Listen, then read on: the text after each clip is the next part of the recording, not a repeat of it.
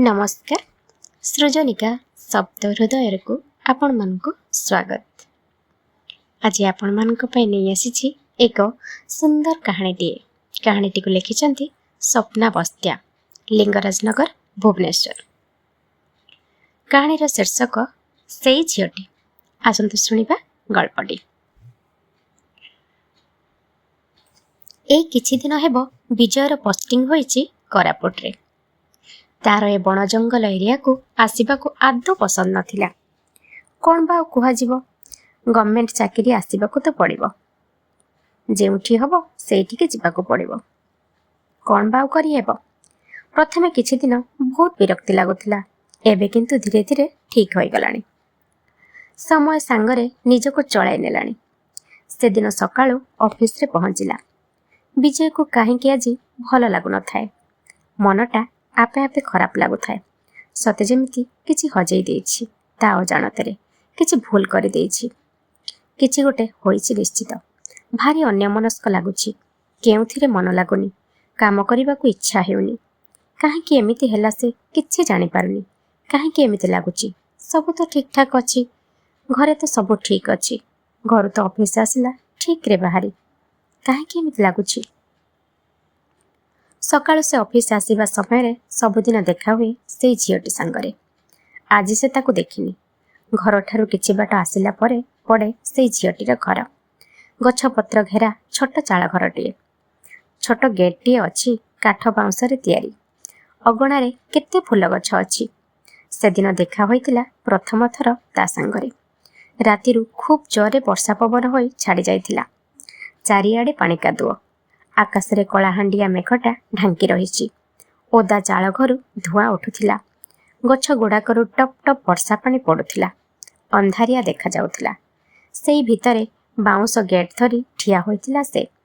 मते देखि फिक्किना हसी देई पानी को पादरे पचपच करी पळाई गला से छोट चाळ घर भितरकू। से दिनरु काहेकि के जाने ऑफिस गला बेले आपे गाड़ीटा अटकी जाए ता घर गेट पाखरे। केबे से खेलु थाए, केबे प्रजापति धरि थाए, केबे गछ पछको चली जाए मते देखी। से जेमिति अपेक्षा करि थाए मते। बेले बेले से न थाए, मु ताकू अपेक्षा करे किछि समय। से तरतर होई बाहरी आसे घर भितरु। ता आखि कहे जेमिति सॉरी आज टिके डेरी हे गला। भारी आपनार लागे। तार से ढळ ढळ आखि आउ गोल हस हस मुहटा चिन्हा चिन्हा लागे। सते जेमिति आगरु केउठी देखिछि, मिसिछि, कथा हेछि, मने पकेई पारुनी। दिने न देखिले मते किछि गोटे हजई देला परे लागे। सबुदिन से मते अपेक्षा करि थाए आउ मु ताको। आमे केबे कथा हेइनु, केही का विषय रे जानिनु। राति राति फोन रे कथा हेइनु कि केही काहाकू मन कथा कहिनु। तथापि आम संपर्क गोटे अतुट बंधन। आमे दुहे दुहे को दिने न देखिले रही पारुना। भारी एका एका लागे ताकू न देखिले। बेले बेले कबाड़ फांकरू से चाहि रही थाए। मते देखिदेले किछि समय चाहे, तापरे भीतर को चली जाए। एमिति किछि दिन परे आमे दुहे दुहिक भारी आपनार मनीष होई गलु। मते कोरापुट बहुत भल लागिला। मु पूर्वरु एठारु ट्रांसफर पई आवेदन करिथिली। मोर ऑर्डर आसिला, किंतु मु मना कली आउ किछि दिन परे। तार कारण केवल थिला से झियोटी। दिन हैला ता संगे देखा होइनी। मते किछि भल लागुनी। मु अपेक्षा करी करी फेरुछि। काहाको पचारिबाको आख पाखरे देखुनी। घर भीतर को जिबार तो साहस होई नाही। किए कोन कहिबो, मु एठी नुआ, काहाको जानिनी, कोन करिबी, केमिति जानिबी ता खबर। ता परदिन मु शीघ्र क्वार्टर को फेरुथाए। तांको घर भीतर जणे बुढ़ा मौसा को बाहरी आसुथिबार देखिली। तरतर रे मौसा को पचारिले, मौसा ए घरे जेउ झियोटी रहुथिला से कुआडे गला। से मौसा केउ झियो कथा भाबिले के जाने। राग गरगर होई मो मुह को चाही किछि न कही बड़ बड़ पाहुंड पकाई बाहरी गले। मु तांको पिछा कली। से गोटे सरकारी डाक्तरखाना भितरे पसिले। मु तांको पछे पछे गली। डाक्तरखाना बारंडारे थुआ होइतिला गोटे लाश लुगा घोड़ा होई। मौसा जाई बसी पड़िले से लाश रो मुंड पाखरे आउ खूब जोरे कांदिबाको लागिले। पाखरे बसितिला से झियोटी। मते देखि दौड़ी आसिला मो पाखकू। मो हाथ दुईटी को जोरे चापुड़ी धरिला। तार से हस हस मुह आउ नथिला। କିଛି ଖାଇନି ବୋଧେ। ଭୋକରେ ମୁହଁ ଶୁଖିଯାଇଛି, ଆଖିରୁ ଲୁହ ବହି ଶୁଖିଯାଇଛି। କ'ଣ ହେଲା? ଏ ତୋର କ'ଣ ହେବେ? ତୁ ଏଇଠି କ'ଣ କରୁଛୁ? ସେ କେବଳ ବିକଳ ହୋଇ ମୋ ମୁହଁଟାକୁ ଚାହିଁ ରହିଲା। ବୋଧେ କିଛି କହିବ ବୋଲି ଭାବୁଥିଲା। ଏତିକିବେଳେ ସେ ମଉସା ମୋତେ କହିଲେ, ସାର୍, ଆପଣ ଏଇ ଝିଅଟି କଥା ପଚାରୁଥିଲେ? ହଁ, ଆପଣ କ'ଣ ଭାବିଲେ କି? ନାଇଁ ନାଇଁ, କିଛି ନାହିଁ। ସେ କଥା କହିପାରେ ନା। ଘୁଙ୍ଗି ଝିଅଟା ଆଜ୍ଞା। ଏ ତା ମା ମରିଯାଇଛି ଆଜି ସକାଳୁ। ଏହି ସମୟରେ କିଛି ସ୍ୱେଚ୍ଛାସେବୀ ଅନୁଷ୍ଠାନର ଲୋକ ଆସିଲେ ଲାସ୍ ନେବା ପାଇଁ, ଦାହ ସଂସ୍କାର କରିବା ପାଇଁ। ମଉସା ଡାକିଲେ, ଆଲୋ ମା, ତୋ ମାଆକୁ ଶେଷ ଥର ପାଇଁ ଦେଖିଦେ, ଆଉ ଦେଖିପାରିବନି। ତା ମୁହଁରୁ ଲୁଗା କାଢ଼ିଦେଲେ। ଜୋରରେ କାନ୍ଦୁଥାଏ ସେ ଝିଅଟି। ତାକୁ ବୁଝାଇବାକୁ ଭାଷା ନଥିଲେ ମୋ ପାଖରେ। ତା ମାଆର ମୁହଁ ଦେଖି ଚମକି ପଡ଼ିଲି ମୁଁ। ଆରେ, ଏ ତ ସେଇ ଝିଅ। ଏ ପୁଣି ଏଠି ଏପରି ଅବସ୍ଥାରେ କେମିତି? ପୁଣି ଗୋଟେ କେହି ନଥିବା ଏକ ବେସାହାର ଲାସ୍ ଭାବରେ। ସେମାନେ ଲାସ୍ ନେଇଗଲେ। ମୁଁ ମଉସାଙ୍କୁ ପଚାରିଲି, ଏ ସ୍ତ୍ରୀ ଲୋକ ଆପଣଙ୍କର କ'ଣ ହେବେ? ଚୁପ୍ ରହିଲେ ମଉସା। ମୁଁ ପୁଣି ଥରେ ପଚାରିଲି। ଏଥର ବହୁ କଷ୍ଟରେ କହିଲେ, ସେ ମୋର କ'ଣ ହେବ ସେ କଥାର କୌଣସି କାଗଜପତ୍ର ଆଉ ସମ୍ପର୍କର ପ୍ରମାଣ ନାହିଁ ମୋ ପାଖରେ। ସେ କିନ୍ତୁ ମୋର ସବୁ କିଛି। ତୁମେ ତାକୁ ଜାଣିଛ? ମାନେ ତାଙ୍କ ବିଷୟରେ? ସେ କିଏ, ତାଙ୍କ ଘର କେଉଁଠି, ସେ ଏଠାକୁ କେମିତି ଆସିଲେ? ନା, ମୁଁ କିଛି ଜାଣିନି ତା ବିଷୟରେ। ସେ ବି ମୋତେ କିଛି କହିନି ତା କଥା। ଖାଲି ଜାଣିଛି ସେ ଗୋଟେ ବହୁତ ଭଲ ଘରର ଝିଅ। କଲେଜରେ ପଢ଼ୁଥିବା ବେଳେ ଜଣେ ସାଙ୍ଗକୁ ଭଲ ପାଉଥିଲା।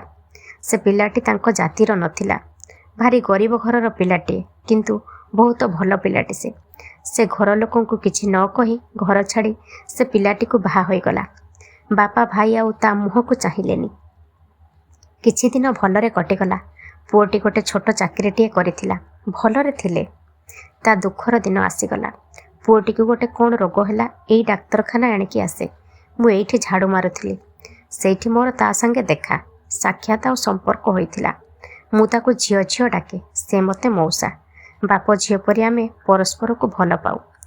ସେଇ ରୋଗରେ ସେ ଚାଲିଗଲା ଏଇଠି। ମୋ ହାତରେ ମୁଁ ତା ଲାସ୍ ଉଠେଇଛି। ଏବେ ଆଉ ବୁଢ଼ା ବୟସରେ ମୋ ଦେହରେ ଶକ୍ତି ନାହିଁ। ନିଜ ମଙ୍ଗଳସୂତ୍ର ବିକି ସ୍ୱାମୀ ଦାହ ସଂସ୍କାର ଶୁଦ୍ଧିଘର କଲା। ସେତେବେଳେ ସେ 7 ମାସର ଗର୍ଭବତୀ ଥିଲା। କହିଲା ଆତ୍ମହତ୍ୟା କରିଦେବି।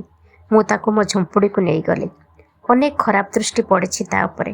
ସେ ଦୃଢ଼ ଭାବରେ ସବୁ ମୁକାବିଲା କରିଛି। ଝିଅଟିଏ ହେଲା। ସେ କଥା କହିପାରେନି। ଡାକ୍ତର କହିଲେ ଡେରିରେ କହିବ। ଏବେ ତା ଲାସ୍କୁ କାନ୍ଧ ଦେବାକୁ ମୋ କାନ୍ଧରେ ବଳ ନାହିଁ କି ମୋ ପାଖରେ ଧନ ନାହିଁ। ମୁଁ ତ ଆଉ କାମ କରିପାରୁନି। ମାଗିଯାଚି ଚଳୁଛି। କରିବି କ'ଣ? ତେଣୁ ଚୁପ୍ ରହିଲି। ମଉସା ଗପି ଚାଲିଥାନ୍ତି ତାଙ୍କ ଜୀବନ କାହାଣୀ। ମୁଁ ଭାବୁଥାଏ ମୋ ଅତୀତ। ମୁଁ ଯେତେବେଳେ ବିଟେକ୍ ପାଇଁ ପ୍ରସ୍ତୁତି କରୁଥିଲି, କଲେଜର ପ୍ରଥମ ବର୍ଷ, ଡର ଲାଗୁଥିଲା। ରାଗିଂର ଡର ବି ଥିଲା। 4th ବେଚ୍ର ପିଲାମାନେ ବି କିଛି କିଛି ରାଗିଂ କରୁଥିଲେ। ଥରେ କେହି ଜଣେ ପଛପଟୁ କାନ୍ଧରେ ହାତ ରଖିଲା। ଡରରେ ମୋ ଦେହ ଥରୁଥାଏ। ପଛକୁ ଚାହିଁବାର ସାହସ ଜୁଟାଇ ପାରୁନଥିଲି। ଆଗକୁ ଆସିଗଲେ ସେ। ମୁଁ ମୋ ଆଖିକୁ ବିଶ୍ୱାସ କରିପାରୁନଥିଲି। ଏ ଦେବୀ ନା ମାନବୀ? ଏତେ ସୁନ୍ଦର। ସେ ଯେତିକି ସୁନ୍ଦର, ତାଙ୍କ କଥା ମଧ୍ୟ ସେତିକି ସୁନ୍ଦର। ଧୀରେ କହିଲେ, କ'ଣ ଡରିଗଲୁ କି? ନା, ଡରିବୁନି। ସବୁବେଳେ ଆଗକୁ ଦେଖେ। ଏଠି ତ ଡରିବାର କିଛି ନାହିଁ। ଆଜିଠାରୁ ତୁ ମୋର ସାନ ଭାଇ। ମୋର କେହି ସାନ ଭାଇ ଭଉଣୀ ନାହାନ୍ତି। ତୁ ମୋ ଭାଇ। ତା ପରଠାରୁ ରାକ୍ଷୀରେ ମୋତେ ରାକ୍ଷୀ ବାନ୍ଧନ୍ତି। ବହୁତ ଉପହାର ମଧ୍ୟ ଆଣିଥାନ୍ତି। ମୋତେ ତାଙ୍କ ସାଙ୍ଗରେ ବୁଲେଇବାକୁ ନିଅନ୍ତି। ବାହାରେ ଖାଇବାକୁ ଦିଅନ୍ତି। ପୁରା ଛୋଟ ଭାଇ ପରି ଭଲ ପାଆନ୍ତି। ଏହିପରି 2 ବର୍ଷ କଟିଗଲା। ଏମିତି କେଉଁଦିନ ନାହିଁ ମୋର ଦିଦି ସାଙ୍ଗେ ଦେଖା ହୋଇନି କି ଫୋନରେ କଥା ହେଇନି। ଫାଇନାଲ ପରୀକ୍ଷା ପରେ ସମସ୍ତେ ଘରକୁ ଆସିଲୁ। ତାଙ୍କର ମଧ୍ୟ ସରିଗଲା। ସେ ଘରକୁ ଫେରିଗଲେ। ତାପରେ ତାଙ୍କ ଫୋନ୍ ବନ୍ଦ। ଆଉ ଫୋନ୍ ଉଠେଇଲେନି କି କିଛି ନାହିଁ। ତାଙ୍କର କୌଣସି ଖବର ଆଉ ମୁଁ ପାଇଲିନି। ବହୁତ ଚେଷ୍ଟା କରି ବିଫଳ ହେଲି। ବହୁତ ଖୋଜିଛି, ପାଇନି। ଆଜି କିନ୍ତୁ ଦେଖା ହେଲା। ସେ ପୁଣି ଶେଷ ଦେଖା। ଶେଷ ଦେଖା ବି ବେଶୀ ସମୟ ନୁହେଁ।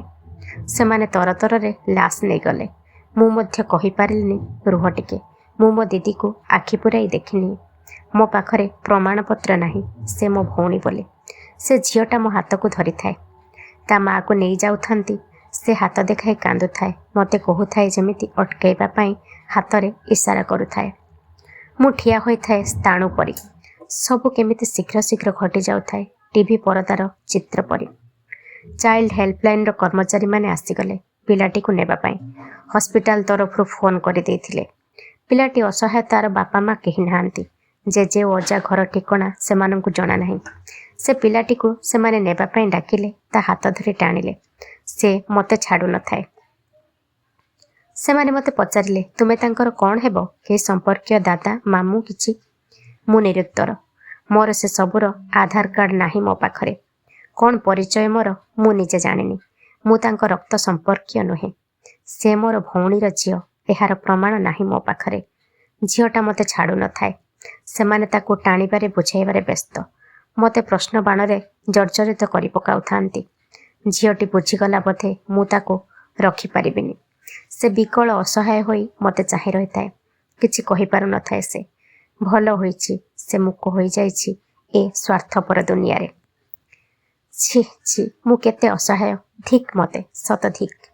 କିଛି କହିପାରୁନି, ଦେଇପାରୁନି ତା'ର ଆଖିର ମୂଲ୍ୟ। ମହିଳାମାନେ ତାକୁ ଟାଣି ଟାଣି ନେଇଯାଉଥିଲେ। ଧୀରେ ଧୀରେ ମୋ ହାତରୁ ହାତ ଖସିଗଲା ସେ ଝିଅଟିର। ସେ ମୋତେ ଚାହିଁ ଚାହିଁ ହାତ ଲମ୍ବାଇ ଚାଲୁଥିଲା ସେମାନଙ୍କ ସାଙ୍ଗରେ। ମୁଁ ଠିଆ ହୋଇଥିଲି ପଥର ପରି। ଧୀରେ ଧୀରେ ସେ ଅଦୃଶ୍ୟ ହୋଇଗଲା ମୋ ଦୃଷ୍ଟିପଟରୁ। ଆଉ ଅଫିସ୍ ଗଲାବେଳେ ଗାଡ଼ି ଅଟକେନି ସେଇ ଚାଳଘର ପାଖରେ। ଧୂଆଁ ଉଠେନି ସେଇ ଓଦା ଚାଳରୁ। ମୋତେ କିନ୍ତୁ ଦେଖାଯାଏ ଆଜି ବି ସେ ଗେଟ୍ ପାଖରେ ଠିଆ ହୋଇ କାନ୍ଦୁଛି ସେଇ ଝିଅଟି। ଶ୍ରୋତାବନ୍ଧୁ, ଆଶା କରେ କାହାଣୀଟି ଆପଣମାନଙ୍କୁ ଭଲ ଲାଗିଥିବ। ଯଦି କାହାଣୀଟି ଆପଣମାନଙ୍କୁ ଭଲ ଲାଗିଛି ତେବେ କମେଣ୍ଟ ମାଧ୍ୟମରେ ଆମକୁ ନିଶ୍ଚୟ ଜଣାନ୍ତୁ। ରହୁଛି, ଧନ୍ୟବାଦ।